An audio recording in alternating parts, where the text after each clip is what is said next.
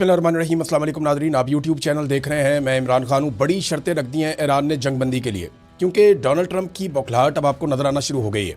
Donald Trump की body language उनका साथ नहीं दे रही। वो हर जगह पे अलग अलग तरह से बात करते हैं। अभी तक डोनाल्ड ट्रंप इस जंग को शुरू करने की 8 दर्जन अलग अलग किस्म की वजूहात बता चुके हैं। कभी वो एक वजह बताते हैं, कभी दूसरी, कभी रजीम चेंज, कभी एटमी असासे ख़त्म करने हैं, कभी वो कोई और वजह बताते हैं, कभी एक और के इसराइल को बचाना है, कभी वो अरब ममालिक के खाते में डाल देते हैं। तो अलग अलग वजूहात हैं डोनाल्ड ट्रंप के लिए, और वो इसकी ज़िम्मेदारी भी अलग अलग लोगों के ऊपर डालते हैं। मिसाल के तौर पे डोनाल्ड ट्रंप ने एक फ़ाइनल स्टेटमेंट देते हुए ये कहा कि मैंने जंग जैरेड कुशनर जो उनका दामाद है, उसके मार्को रूबियो जो सेक्रेटरी खारजा है, और पीट हेग्सेट जो सेक्रेटरी दिफा है डोनाल्ड ट्रंप का, वो कहते जी मैंने इनके कहनों पे जंग शुरू की है। इन्होंने कहा था अगर हमने हमला ना किया तो ईरान हमला कर देगा, फिर मैंने जंग कर दी। तो डोनाल्ड ट्रंप अब इल्ज़ामात भी दूसरों के ऊपर आहिस्ता आहिस्ता डाल रहे हैं और अलग अलग किस्म की वजूहात बताते हैं कि जंग क्यों शुरू की। आधा दर्जन किस्म की अलग अलग वजूहात तो वो बता चुके हैं, और ये साबित हो रहा है वक्त के साथ साथ कि डोनाल्ड ट्रंप इसमें फंस गए हैं। आप अमेरिकन मीडिया को देख लें, अमेरिकन सियासतदानों को देख लें, उनकी अक्सरियत डोनाल्ड ट्रंप के साथ नहीं खड़ी। डोनाल्ड ट्रंप पे बदतरीन तनकीद हो रही है। अमेरिका का ज़्यादातर मीडिया ट्रंप और उसकी जंगी पॉलिसियों के खिलाफ लिख रहा है, उसके खिलाफ बोल रहा है। बीबीसी और सीएनएन की अगर आप रिपोर्टिंग देखें, बीबीसी तो ब्रिटिश है लेकिन सीएनएन की अगर आप रिपोर्टिंग देखें, या आलमी मीडिया में आप अल जज़ीरा को देखें, तुर्क मीडिया को देखें, रशियन मीडिया को देखें, यूरोपियन मीडिया को देखें, तो आपको आइडिया हो जाएगा कि इस जंग को सब लोग एक मिसकैलकुलेशन करार दे रहे हैं और एक दलदल जिसके अंदर इसराइल ने डोनाल्ड ट्रंप को फंसा दिया, इस किस्म की बातचीत की जा रही है। अब डोनाल्ड ट्रंप ने बिलाखिर जीत का ऐलान कर दिया और ये कहा कि हम तो पहले घंटे में ही जंग जीत गए थे और ये जंग तो हम जीत चुके हैं। ईरान में ऐसा कुछ बचा ही नहीं जिसको अब तबाह किया जाए। हमने तो बहुत तबाही फेर दी है, उनके जहाज़ भी डुबो दिए, उनकी एयरफोर्स भी ख़त्म कर दी, उनके जो है वो इंफ्रास्ट्रक्चर सारा उड़ा दिया, उनकी जो लीडरशिप है वो भी सारी मार दिया। इस किस्म की बातें डोनाल्ड ट्रंप कर रहे हैं कि हम तो जंग जीत चुके हैं। लेकिन ये सौदा बिक नहीं रहा। ये जो सौदा डोनाल्ड ट्रंप बेच रहे हैं ना कि जंग हम जीत चुके हैं, ये फेस सेविंग का स्टेटमेंट है। और डोनाल्ड ट्रंप को उनके मशीरों ने यही कहा था। मैंने एक दिन पहले आपको खबर भी दी थी कि डोनाल्ड ट्रंप के मशीर उनसे ये कह रहे थे कि आप इस जंग में अपनी जीत का दावा करें और इसमें से निकल जाएं, जितनी जल्दी हो सकता है जंग से बाहर आ जाए। अब डोनाल्ड ट्रंप ने यह दावा किया कि हम तो जंग जीत चुके हैं, लेकिन कोई ये सौदा खरीद नहीं रहा। बैनुल-अक़वामी मीडिया उठाकर देखें तो बेशक ईरान का बहुत नुकसान किया डोनाल्ड ट्रंप ने, इसका कोई दूसरी राय नहीं है। इसमें सबसे ज़्यादा नुकसान इस लड़ाई में जो फिजिकली हुआ वो ईरान का हुआ। लेकिन अगर किसी की मिथ टूटी है और किसी के इमेज को सबसे बड़ा इसमें डैमेज हुआ तो वो अमेरिका को हुआ। ये बात भी, गुडविल तो अमेरिका की खराब हुई है ना, कि एक चौधराहट थी, एक बड़ी बात थी अमेरिका की, वो बात उस तरह रही नहीं। बहरहाल अब डोनाल्ड ट्रंप का ये वाला सौदा नहीं बिक रहा कि जो जीत के तौर पे वो पोर्ट्रे कर रहे हैं इस लड़ाई को। अब इसकी ना कुछ वजूहात हैं। नंबर एक तो आप ये देखें ना कि ईरान ने मशरिक़ वस्ता में जितने भी अमरीकी अड्डे हैं उन सबको निशाना बनाया। ये इससे पहले कभी नहीं हुआ। तो जीत का ऐलान कैसे किया जा सकता है? अमरीकी बहरी जहाज़ या उनके जो बहरी बेड़े हैं, जिनके बारे में पूरी दुनिया के अंदर बहुत मशहूर है, जिस तरफ ये चल पड़ते हैं उस तरफ वो ममालिक डर जाते हैं। यानी अमेरिका का पुराना तरीक़ाकार है, जिस मुल्क से उन्होंने कोई बात मनवानी हो, वो ना मान रहा हो तो बहरी बेड़े उस तरफ को चल पड़ते हैं। वो बहरी बेड़ों से पहुंचने से पहले ही बात मान ली जाती है। लेकिन यहाँ पर उल्टा काम हो गया। ये पहली मरतबा ऐसा हम देख रहे हैं कि ये जो अमरीकी बहरी बेड़े हैं ये पीछे हटे और ईरान की जो मिसाइलों की हद है उससे बाहर निकल गए और वो अभी तक वापस नहीं आ रहे। आबनाए हुर्मुज़ जो है वो एक सिंबल बन चुका है कि इसके ऊपर कंट्रोल किसका होगा, अमेरिका का और अमेरिका के इत्तेहादियों का होगा, इसराइल का होगा, या खलीजी ममालिक का होगा, या ईरान का होगा। तो ईरान ने साबित किया कि उसकी बालादस्ती है, उसने कंट्रोल किया हुआ है। एक तरफ जो है वो ओमान और यूएई हैं और दूसरी तरफ ईरान है।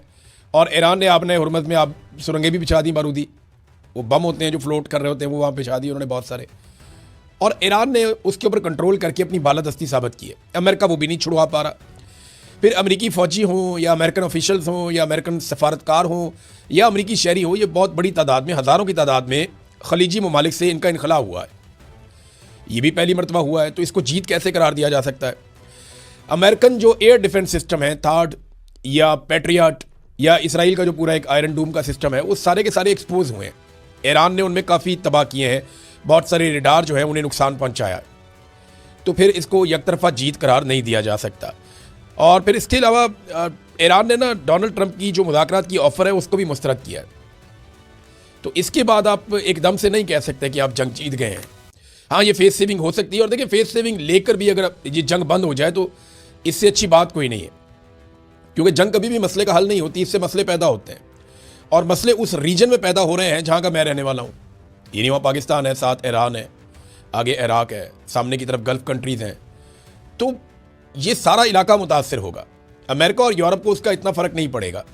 हाँ, उनके ऊपर महंगाई का फ़र्क पड़ेगा, आलमी मंडी के ऊपर फ़र्क पड़ेगा अपने हरमुज़ के बंद होने से, या पेट्रोलियम मसनूआत जो है उनकी कीमतें बढ़ेंगी, उससे भी फ़र्क पड़ेगा मंडियों के ऊपर। और चाइना को इसका फ़ायदा हो सकता है, क्योंकि चाइना का पेट्रोल रुक नहीं रहा। 11 मिलियन बैरल पेट्रोल तो उन्होंने अभी ले लिया, और ईरान ने जो अपना तेल बेचने की रफ्तार है उसको बढ़ा दिया। ये भी आलमी रिपोर्टें आ रही हैं कि ईरान का तेल पहले से कम नहीं, पहले से ज़्यादा बिक रहा है। उन्होंने रसद बढ़ा दी है, क्योंकि दुनिया का तेल उन्होंने रोक लिया, तो अपना वो चला रहे हैं काम। और डोनाल्ड ट्रंप की जो मुज़ाकरात की ऑफ़र है उसको भी उन्होंने मुस्तरद कर दिया। बाद में जिन वफादारों की ड्यूटी लगाई गई थी अमेरिका की जानिब से कि बातचीत की जाए, इसमें रशिया ने भी बात की, कुछ और लोगों ने भी बात की। रशिया तो वफादार नहीं है, लेकिन पाकिस्तान की ये है कि पाकिस्तान की जो इस वक्त पॉलिटिकल क़यादत है वो डोनाल्ड ट्रंप की बहुत वफादार है, बल्कि मिलिट्री क़यादत भी वो बहुत वफादार है। उन्होंने वफादारी दिखाई है। ऐसा नहीं है डोनाल्ड ट्रंप बिला वजह तारीफ़ें नहीं करते, वो उनके फेवरेट हैं तो किसी वजह से हैं। शहबाज शरीफ जहाँ देखते हैं वहीं सलूट ठोक देते हैं, तो वो डोनाल्ड ट्रंप का और शहबाज शरीफ का एक रूहानी रिश्ता है, और जैसे ही वो उसको देखते हैं तो सलूट ठोक देते हैं। तो डोनाल्ड ट्रंप ने जो ड्यूटी लगाई, इन लोगों ने राब्ते किए हैं ईरानी सदर के साथ, उस पर ईरानी सदर ने जो स्टेटमेंट दिया ना, ये है आज की सबसे बड़ी खबर। ईरानी सदर का जो स्टेटमेंट है ये बीबीसी में भी छपा है, पूरी दुनिया में छपा है, उनकी तरफ से सोशल मीडिया के ऊपर भी आया है। तो एक मुख्तसर उनका स्टेटमेंट है जिसमें उन्होंने बताया कि पाकिस्तान से और रूस से उनकी बात हुई है, और वो ये जानते हैं कि ये दो मुल्क हैं जिनके साथ अमेरिका की भी बात हुई है। यानी अमेरिकन कोई भी हो, छोटा मोटा भी हो, वो शहबाज शरीफ को ऑर्डर दे सकता है, वो ऑर्डर आ गया। और डोनाल्ड ट्रंप की अपनी बात प्यूटन के साथ भी हुई है, और फिर प्यूटन की बात ईरानी सदर के साथ भी हुई है। तो ये सारा अगर आप लिंक मिलाएं तो आपको समझ आ जाती है। अब ईरानी सदर ने 3 शराइत रख दी हैं जंगबंदी के लिए। अगर जंगबंदी करनी है तो 3 शराइत रख दी हैं, क्योंकि ईरान की ना जंगबंदी में उतनी ज़्यादा दिलचस्पी नहीं है। वजह क्या है कि ईरान को पहली मरतबा मौका मिला है और ये बालादस्ती मिली है कि वो अब अपना बम फेंकता है और वो जाकर ज़मीन को टकरा जाता है। इससे पहले यहाँ पे जो फ़िज़ाई दिफाई निज़ाम था अमेरिका का और इसराइल का, वो बड़ा मजबूत था। तो ईरान ने बड़ी मेहनत के बाद बेशुमार ड्रोन्स और मिसाइल फेंक कर ना सिर्फ उस निज़ाम को तबाह किया, कमज़ोर किया, बल्कि अब उसमें रास्ता बना लिया है कि वो अब अपने टारगेट्स को अचीव कर सकता है। यानी अपनी मर्ज़ी की जगह के ऊपर वो मिसाइल मार सकता है। इसके ऊपर एक स्टेटमेंट भी आया हुआ है ईरान से, और ये सवाल जब पूछा गया ईरानी क़यादत से तो उन्होंने इसके ऊपर जवाब भी दिया है। ईरानी स्पीकर हैं मोहम्मद बाकिर कालीबाफ, उन्होंने अमेरिका के दावों को रद्द कर दिया कि अमेरिका ने ईरान की मिसाइल सलाहियतों को तबाह कर दिया। मोहम्मद बाकिर ने ये लिखा अपने स्टेटमेंट के अंदर, और ये लिखा कि बड़े पैमाने पर किए गए मिसाइल हमलों की इब्तदाई लहरें दुश्मन के रेडार और दिफाई निज़ाम को नकारा बनाने के लिए की गई थी। अब ईरान कम तादाद में मिसाइल इस्तेमाल करते हुए अपनी पसंद के किसी भी मुकाम को निशाना बना सकता है। अब से कुछ देर कबल सदर ट्रंप ने दावा किया था कि ईरान की बहरिया नहीं रही और इनकी फ़िज़ाइया ख़त्म हो गई है और इनके मिसाइल भी ख़त्म हो गए हैं और इनकी क़यादत भी ख़त्म हो गई है और हम और ज़्यादा बुरा भी कर सकते हैं। लेकिन फिर ईरान की तरफ से जवाब है, उन्होंने कहा नहीं जी, आप अपनी मर्ज़ी की जगह पर मार सकते हैं। ऐसी ही कैपेबिलिटी इनकी पहले नहीं थी। यानी पहले अगर ईरान मिसाइल मारता था ना तो 90% हवा के अंदर डिस्ट्रॉय कर दिए जाते थे, हवा में ही तबाह कर दिए जाते थे, उनका सिर्फ मलबा जाकर नीचे गिरता था। ये इसराइल के पास कैपेसिटी थी, अमेरिका के पास भी थी, लेकिन अब ऐसा नहीं हो रहा। अब ये जो 90% हवा में तबाह कर दिए जाते थे, 10% बड़ी मुश्किल से कहीं पहुंचते थे, अब ये शरह बढ़ते बढ़ते 40-50% हो गई। यानी अब काफ़ी ज़्यादा मिसाइल जो है वो पहुंच जाते हैं बिल्डिंगों तक और अपने टारगेट्स तक जो ईरान चलाता है, क्योंकि यहाँ पे रडार सिस्टम काफ़ी वीक हुए हैं और जो एयर डिफेंस सिस्टम है अमेरिका का और इसराइल का वो बहुत हद तक ना सिर्फ तबाह हुआ बल्कि डिस्टर्ब हो गया, और उनके जो इंटरसेप्टर्स हैं वो भी कम हो गए। यानी जो मिसाइल हवा में जाकर मिसाइल को तबाह करते हैं सरफेस टू एयर, वो उनकी तादाद भी बहुत कम हुई है और बहुत महंगे हैं। आपको पता है वो 1 से 4 मिलियन डॉलर्स तक का वो एक है, 10 लाख डॉलर से लेकर 40 लाख डॉलर तक का वो एक पड़ता है, तो बहुत महंगे हैं। तो उनको चलाना बार बार इस तरीके से वो बड़ा मुश्किल है। तो ईरान को पहली मरतबा इस किस्म की फ़िज़ाई बालादस्ती मिली है इस खित्ते में, तो वो जंगबंदी के लिए उन्होंने कड़ी शराइत रखी हैं। अब ये शराइत हैं ईरानी सदर ने जो रखी हैं, 3 शराइत हैं, ये तीनों मैं आपके सामने रख देता हूँ। उन्होंने ये लिखा कि अमेरिका और इसराइल की शुरू करदा इस जंग को ख़त्म करने का वाहिद तरीका ईरान के जायज़ हुकूक को तस्लीम किया जाए। नंबर 1, ईरान के जायज़ हुकूक को तस्लीम किया जाए। वो जायज़ हुकूक क्या है? हम अपनी हुकूमत खुद बना सकते हैं, हम अपने मुल्क के फ़ैसले खुद कर सकते हैं, हमें तिजारत करने का भी हक होना चाहिए, हम तेल को भी एक्सपोर्ट कर सकते हैं, हमारे ऊपर पाबंदियां ख़त्म की जाएं, ये जायज़ हुकूक हैं। ईरान अपने जायज़ हुकूक मांग रहा है कि हमारे साथ ज़्यादतियाँ बंद की जाएँ, नंबर 1। नंबर 2, मुआवजे की अदायगी। ये जितना नुकसान ईरान का किया गया इस लड़ाई में, क्योंकि लड़ाई एक तरफा थी ना, ईरान ने तो लड़ाई शुरू की नहीं, ईरान तो मुज़ाकरात कर रहा था और ईरान के बकौल अमेरिका ने वादा किया हुआ था कि वो हमला नहीं करेगा, लेकिन हमला हो गया। अब इसके ऊपर वो ये कहते हैं हमें मुआवजा अदा किया जाए जितना हमारा नुकसान किया गया। ये दूसरी चीज़ है।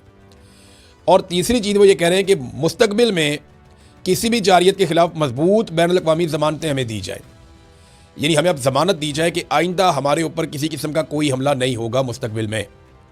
ये 3 चीज़ें करे तो हम जंगबंदी कर देते हैं।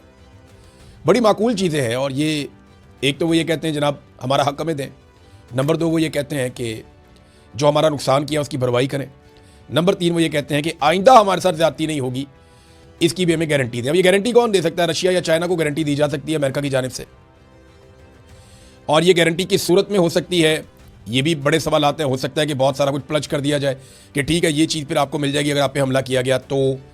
अब कुछ भी हो सकता है इसमें। यूएन का किरदार तो बड़ा ही मामूली सा किरदार होता है। अक़वाम मुत्तहिदा अपनी हैसियत ही खो बैठा है, यानी इसराइल के खिलाफ इतनी मजम्मती करारदादें पास हुई, इतना कुछ किया गया, आज तक वो टस से मस नहीं हुआ। अभी ईरान के खिलाफ भी एक मजम्मती करारदाद पास हो गई कि उर्दन के ऊपर और गल्फ़ ममालिक के ऊपर जो अटैक किया गया है उसको बहरीन ने पेश किया, और पाकिस्तान के बारे में भी बताया जा रहा है पाकिस्तान इसका को स्पॉन्सर था, इस करारदाद का जो ईरान के खिलाफ अक़वाम मुत्तहिदा में पेश हुई है।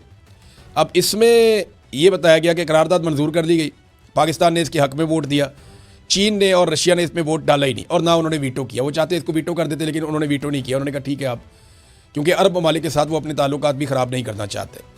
बहरहाल रशिया ने एक करारदाद पेश की कि जंगबंदी की जाए फौरी तौर पे, उसको अमेरिका ने वीटो कर दिया। ये वीटो पावर होती है वो ये चंद ममालिक के पास है, अमेरिका के पास, बरतानिया के पास, चीन के पास, रूस के पास, गालिबन फ्रांस के पास, ये 4-5 मुल्कों के पास वीटो पावर है। अब ये वीटो पावर के बारे में स्पेन ने भी एक स्टेटमेंट दिया है कि ये वीटो पावर ख़त्म की जाए, सारे ममालिक को इक्वल राइट होना चाहिए अक़वाम मुत्तहिदा में। ये जो वीटो की पावर है इसको बड़ी बड़ी ताकतें अपने मफाद के लिए इस्तेमाल कर लेती हैं। बात तो ठीक है, स्पेन के वज़ीर-ए-आज़म ने गलत बात नहीं की है। नाज़रीन, ये ओमान के ऊपर एक आग के शोले भड़क रहे हैं। सलाला एक एरिया है ओमान का, बड़ा खूबसूरत इलाका है, और वहाँ पे एक रिफाइनरी है, उसमें आग लग गई। देखिए ओमान का तो बड़ा मुस्बत रोल रहा इस सारे मामले में। ओमान ने अमन की बात की है और किसी किस्म की वायलेशन नहीं की, बल्कि ईरान को और अमेरिका को दोनों जानिब ओमान ने जोर लगाया कि किसी तरह भी अमन कायम हो जाए। तो ओमान में ये किसने आग लगा दी और ड्रोन किसने मार दिया? अब ये आग लगी हुई है काफ़ी घंटों से, इस पे ईरान ने ये स्टेटमेंट दिया कि ये हमने नहीं किया, यानी ओमान के ऊपर अटैक ईरान कहता है हमने नहीं किया, तो फिर किसने किया? अब इसको भी एक फॉल्स फ्लैग ऑपरेशन करार दिया जा रहा है। अब ओमान की गवर्नमेंट का कोई स्टेटमेंट आएगा तो हमें पता चलेगा कि वो इसके पीछे किसका हाथ देखते हैं। स्कूल की बच्चियों का कत्लेआम डोनाल्ड ट्रंप के गले पड़ गया। डोनाल्ड ट्रंप से बार बार ये सवाल किया जाता है, हर जगह ये सवाल किया जाता है, हत्ता कि एक रिपोर्टर आया और उसने सवाल किया डोनाल्ड ट्रंप से कि क्या आप, जहाँ डोनाल्ड ट्रंप जाता है ना ये सवाल उसके सामने खड़ा होता है। अमेरिकन मीडिया हर जगह पे देखे ना, पाकिस्तान के अंदर किसी ने शहबाज शरीफ से नहीं पूछा आज तक कि आपने 26 नवंबर का कत्लेआम क्यों किया। आज तक किसी ने आसिम मुनीर से सवाल नहीं किया, वो सवाल करने की जरूरत ही नहीं है, हत्ता कि मोहसिन नकवी से भी नहीं पूछ पाए। लेकिन वहाँ पे देखें ईरान के अंदर बच्चियाँ शहीद हुई और अमेरिका में मीडिया ने डोनाल्ड ट्रंप के नाक में दम कर दिया। वो रिपोर्टर कहता है क्या आप मुनाब स्कूल पर हमले की जिम्मेदारी कबूल करते हैं? फौजी तहकीकात से पता चला है कि अमेरिका ने ही इस स्कूल पर हमला किया था। तो डोनाल्ड ट्रंप ने कहा जी मुझे इसके बारे में कुछ मालूम नहीं है। और अब अमेरिका से एक और खबर आ रही है ना, ये हमला हमारा गलत हो गया था और हमारा टारगेट हिट नहीं हुआ था और ये मिसाइल गलत सिमत में चला गया था, ये एक गलती हो गई है।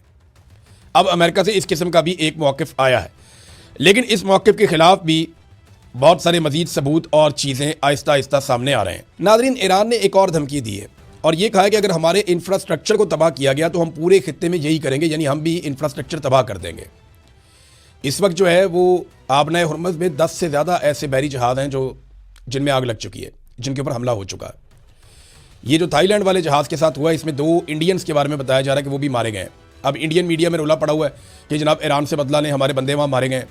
तो ईरान ने तो पहले बताया था कि यहाँ से जहाज़ कोई नहीं गुजारेगा, जो गुजारेगा अपनी जिम्मेदारी पे गुजारेगा, मैं यहाँ से नहीं जाने दूंगा और मैं ये रास्ता इसलिए बंद करूँगा कि मेरे खिलाफ इस रास्ते को इस्तेमाल किया गया है और हमारे मुल्क के ऊपर जारहियत की गई है और इन ममालिक के ऊपर और इस रास्ते के ऊपर जो है वो अड्डे हैं सारे अमेरिका के, जो हमारे ऊपर अटैक कर रहा है, तो फिर हम इसको बंद करके रखेंगे।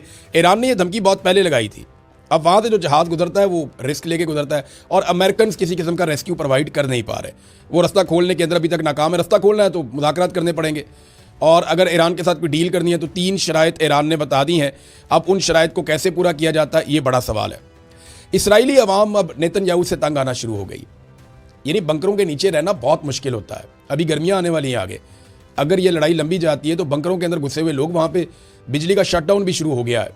इसराइल के अंदर प्रॉब्लम्स बढ़ती जा रही हैं। अगर ये मामला हो गए तो नेतन्याहू को तो लोग शक्ल देखना पसंद नहीं करेंगे। वैसे भी उसकी शक्ल नज़र नहीं आ रही, वो 4-5 दिन हो गए नेतन्याहू गायब है। दुनिया में जहाँ भी जंग होती है उसकी लीडरशिप नज़र आती है, नेतन्याहू बिल्कुल ही गायब है, कहीं दिखाई नहीं देता, कहीं सुनाई नहीं देता, पता ही नहीं चलता कहाँ पर गया।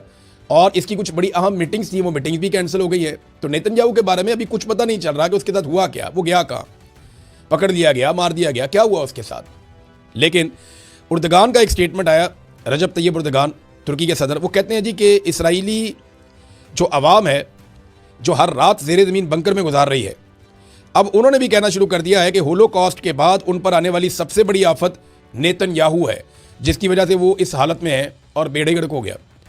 तो ये जनाब इसराइल की मजलूमियत आपको आने वाले दिनों में नज़र आएगी। ये बात मैं आपको दावे के साथ कह देता हूँ। वो इसलिए कि इसराइल में इतना बड़ा इंफ्रास्ट्रक्चर का नुकसान पहले कभी नहीं हुआ जो अब ईरान ने कर दिया है। वो कि बहुत फ़र्क है। ईरान में एक एक दिन में 100-100, 150-150, 200-200 बंदे भी शहीद हो जाते हैं। एक हमले के अंदर 168 बच्चियां शहीद हो गई सिर्फ। तो बड़े बड़े वाक़यात ईरान के अंदर होते हैं। लेकिन इसराइल में होने वाला नुकसान जो है वो टोटल मिला के भी ईरान के एक दिन के नुकसान के बराबर नहीं है। लेकिन वो लोग समझते हैं कि ये जानें बहुत कीमती हैं। अब आने वाले दिनों में आप देखेंगे मजलूमियत का कार्ड खेला जाएगा इसराइल की जानिब से, और ये कहा जाएगा हमारे साथ बहुत जुल्म किया है ईरान ने।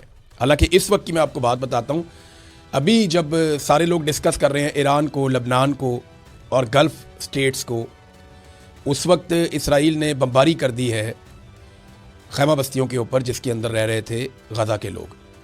यानी गज़ा के मासूम बच्चे, बच्चियाँ, ख़वातीन, बुज़ुर्ग, वो जिन खैमों के अंदर रह रहे थे आर्जी तौर पे टेंटों पे, उनके ऊपर बमबारी कर दी है। और वहाँ से हज़ारों लोग निकल कर भागे, उन्हें कोई समझ नहीं आ रही वो कहाँ पे जाएं। जब मैं ये वीडियो रिकॉर्ड कर रहा हूँ अभी अभी ताज़ा मनाज़िर और ख़बर वहाँ से आई है। अब इसराइल जो है वो वहाँ पे जेनोसाइड कर रहा है, नस्ल कुशी कर रहा है। लेकिन ये कुछ अरसे के बाद ईरान को एक जालिम के तौर पे, एक जाबिर के तौर पे पेश करेंगे। हालांकि अटैक पहले इसराइल ने किया था और अमेरिका को भी इस लड़ाई के अंदर मुबैना तौर पे इसराइल ने ही फंसाया है। नाज़रीन, एक दावा किया गया कुछ लोगों की जानिब से कि अरब ममालिक परेशान है कि पाकिस्तान में सोशल मीडिया क्यों अरब ममालिक के साथ खड़ा नहीं हो रहा। देखिए, एक तो बात ये ज़हन में रखें कि ईरान के साथ लोगों के खड़े होने का मतलब ये नहीं है कि वो अरब ममालिक के ख़िलाफ़ हैं। वजह साथी है कि इसराइल ने और अमेरिका ने अटैक किया, इसलिए लोग ईरान के साथ खड़े हैं। दूसरी बात यह है कि वो लोग अरब ममालिक के अंदर जिन अड्डों को देखते हैं वो उनके खिलाफ बात करते हैं, अरब ममालिक के खिलाफ पाकिस्तानी नहीं है। ये अरब ममालिक को समझना पड़ेगा। अगर कहीं खुदा न खास्ता इसराइल ने और अमेरिका ने किसी अरब मुल्क के ऊपर अटैक किया होता तो इससे ज़्यादा शिद्दत के साथ पाकिस्तानी अरब ममालिक के साथ भी खड़े होते। और दूसरी इसकी एक रीज़न और है। वो रीज़न ये है कि पाकिस्तान में इस वक्त एक नाजायज़ हुकूमत है। इस नाजायज़ हुकूमत का झुकाव जिस तरफ भी होता है ना, पाकिस्तान की हुकूमत जहाँ भी झुकाव अपना डालती है, अपना वज़न जिस पलड़े में डालती है, पाकिस्तान की अवाम उसके खिलाफ हो जाती है। ये बात भी अरब ममालिक को समझनी पड़ेगी कि पाकिस्तान के अवाम मौजूदा मिलिट्री एस्टेब्लिशमेंट या फ़ौजी क़यादत आसिम मुनीर साहब से बिल्कुल प्यार नहीं करती, बल्कि उनसे नाराज़ है। और इसी तरह जो मौजूदा हुकूमत है उनसे भी नाराज़ है। तो ये हुकूमत और ये क़यादत, ये जिसके साथ खड़ी होती है पाकिस्तान की अवाम उसके खिलाफ खड़ी हो जाती है ऑटोमेटिकली। ये बात भी अरब ममालिक को समझनी पड़ेगी कि पाकिस्तान के अंदर के हालात को आप समझें कि ये एस्टेब्लिशमेंट और पाकिस्तानी रजीम जिस तरफ खड़ा होता है अवाम उसके मुखालिफ खड़ी हो जाती है जाकर। वजह सादी है कि ये लोग अवाम के ऊपर जुल्म कर रहे हैं और ज़बरदस्ती मुसल्लत हुए। तो दो चीज़ें हैं, एक तो ईरान के साथ जो हमायत है वो इसराइल और अमेरिका के हमले की वजह से है, और दूसरा एक रीज़न ये भी है कि जिस तरफ ये लोग जाके खड़े होते हैं उसके खिलाफ खड़े हो जाते हैं पाकिस्तानी अवाम। आखिरी नादरीन एक चीज़ मैं आप तक पहुँचाऊँ, वो ये है कि बहरीन ने उर्दन से फोर्सेज मंगवा ली हैं। वजह क्या है कि बहरीन के अंदर मुजाहरे शुरू हो गए, और मुजाहरों को कंट्रोल करने के लिए, क्योंकि बहरीन की सरजमीन भी इस्तेमाल हुई है और बहरीन के अवाम जो हैं वो ईरान के हमायती बन रहे हैं, बजाय इसके कि वो अमेरिका की या इसराइल की हमायत करते इस सारे मामले में। तो वहाँ पे मुजाहरे शुरू हुए हैं। उसके लिए ये रिपोर्ट हुआ मुख्तलिफ़ जगहों पे, और मैं उसी को कोट करके आपको बता रहा हूँ कि वहाँ बहरीन में मुजाहरों को कंट्रोल करने के लिए उर्दन से कुछ फोर्सेस को मंगवाया गया। अब तक के लिए इतनी, अपना ख्याल रखिएगा, अपने इस चैनल का भी। अल्लाह हाफ़िज़।